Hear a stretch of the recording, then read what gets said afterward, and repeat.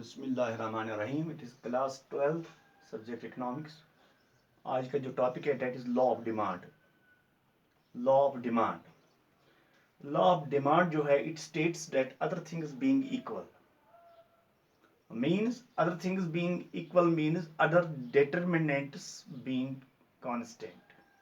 हम जब कहते हैं कि other things being equal, it means जो हमने कल पढ़ा है other determinants they should be constant, उनमें कोई चेंज नहीं होनी चाहिए जो अदर डिटरमिनेंट्स हैं।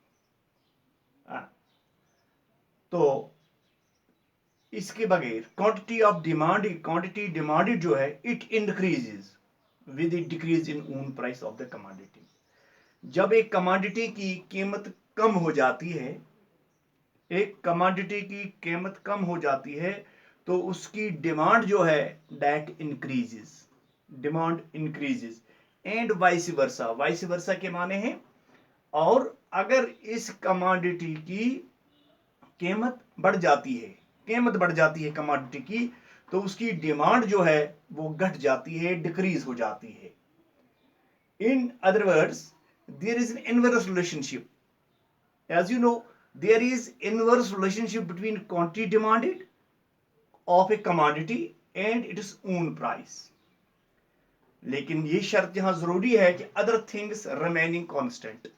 Other things means other determinants जो हैं वो कांस्टेंट रहें, उनमें कोई चेंज ना आए, वो अनचेंज्ड रहे। सिर्फ दो चीजें हम लेते हैं, एक क्वांटिटी ऑफ, जिसको हम कहते हैं quantity demanded of a commodity, चीज उसकी डिमांड कितनी है उस कमोडिटी की, और इसकी प्राइस, उस चीज की, उस कमोडिटी की अपना प्राइस जो है, उसकी कीमत जो है। बस इन दो चीजों को जब हम लेंगे, quantity demanded of a commodity and it's price, बस इन दो चीजों को लेंगे तो लॉ ऑफ डिमांड इस पे फिट आता है। जब डिमांड प्राइसेस जब कम हो जाते हैं डिमांड बढ़ जाती है, और जब प्राइसेस ज्यादा हो जाते हैं डिमांड कम हो जाती है, दैट डिक्रीजेस। लेकिन ये बात जहन में रखें कि other things remaining constant. The term other things being equal imply, जो मैं बात कर रहा था, that other determinants of demand other than own price के बगैर जो भी फैक्टर्स हैं वो कांस्टेंट रहें, उनमें कोई तब्दीली ना आए, वो अनचेंज रहें। सिर्फ दो चीजें, quantity demanded of a commodity and its own price, बस। तो अब लॉ ऑफ डिमांड क्या है? Law of demand states that other things remaining constant, जो अभी मैं बात कर रहा था, other things remaining constant, there is inverse relationship between quantity demanded and own price of the commodity. तो ये इनवर्स रिलेशनशिप जो है, इट मींस जब प्राइस बढ़ जाती है डिमांड कम हो जाती है, प्राइस कम हो जाती है डिमांड बढ़ती है। It is inverse relationship, that is inverse relationship between quantity demanded and own price of the commodity. अब एक्सप्लेनेशन, लॉ ऑफ डिमांड में B explain with the help of demand schedule के जरिए इसको हम समझाने की कोशिश करेंगे। It is table 3 demand schedule. तो इसमें प्राइस जो है, price of x in rupees, और दूसरी कॉलम है quantity of x in units, quantity in units. तो जब हम कहेंगे प्राइस जो है,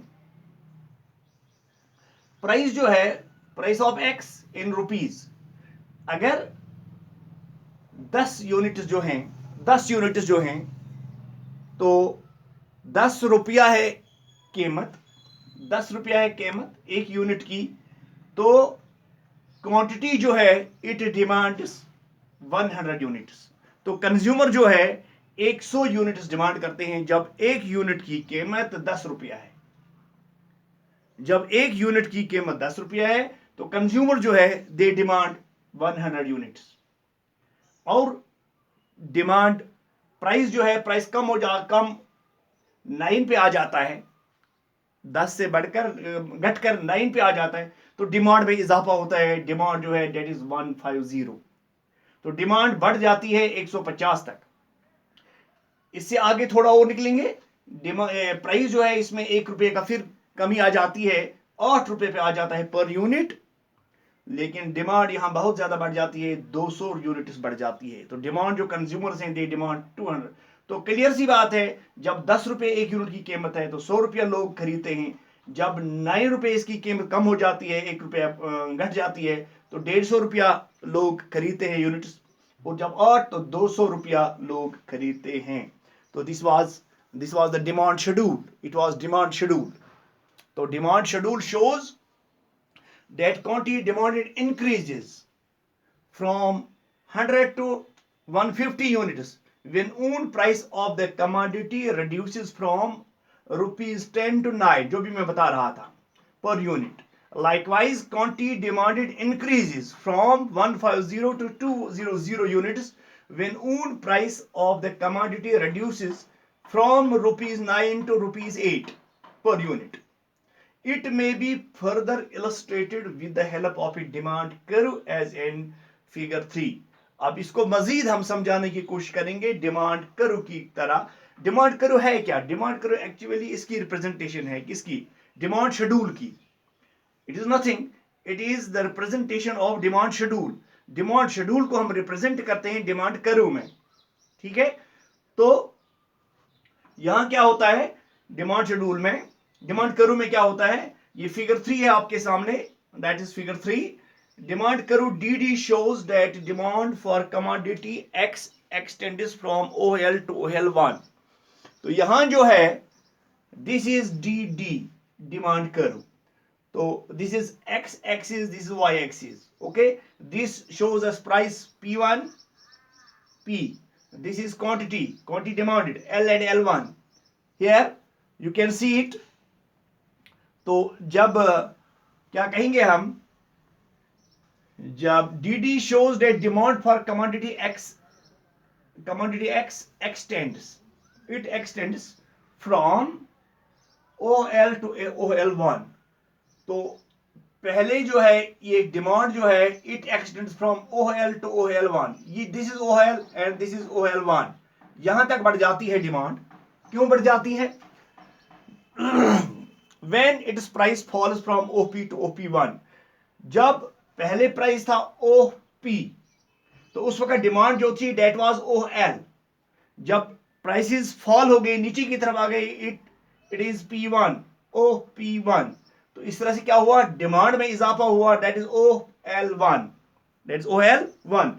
तो इस तरह से in fact downward slope of demand curve, ये जो डिमांड कर्व नीचे की तरफ आती है, it self is an expression of the law of demand. ये खुद एक्सप्रेस करती है लॉ ऑफ डिमांड क्या है। तो it I will once again try to make it clear that it shows us when prices rise, तो demand जो है डिमांड कम हो जाती है, जब प्राइस कम हो जाते हैं तो डिमांड बढ़ जाती है।